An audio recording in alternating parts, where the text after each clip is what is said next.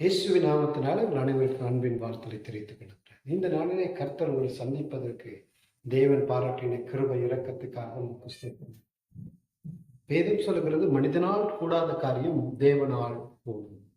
இன்றைக்கு உங்களுடைய வாழ்க்கையில் எதெல்லாம் கூடாதது என்று சொல்லி நீங்க நினைத்து ஏங்கி தவித்துக் கொண்டிருக்கிறோ, ஆண்டவர் உங்களை பார்த்துதான் சொல்கிறார், உங்களால் கூடாதது என்னால் தேவனால் கூடும்.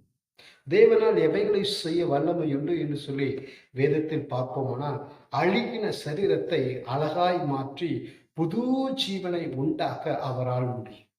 உங்கள் வாழ்க்கையில் எதெல்லாம் அழுகினதாக தோன்றுகிறதோ அவைகளை ஆண்டவரிடத்தில் ஒப்பு கொடுக்கும் போது அதை அழகாய் மாற்றி திரும்ப உங்களிடத்துக்கு தருகிறவராகும். இரண்டாவது சொல்லப்பட்டிருக்கிறது, அடக்கத்தை தடுத்து நிறுத்துவதற்கு அவரால் கூடும். எதெல்லாம் மனிதன் உங்கள் வாழ்க்கையில், பிசாசு உங்கள் வாழ்க்கையில் தடுத்து வைத்திருக்கணும், அவைகளை உடை தெரிவதற்கு ஆண்டவரால் முடியும்.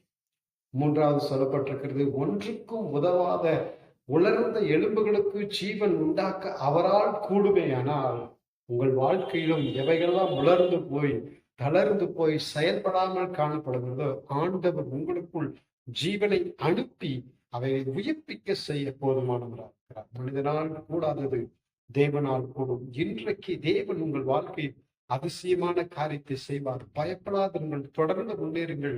வெற்றி உங்கள் பக்கம் உண்டு. God bless you.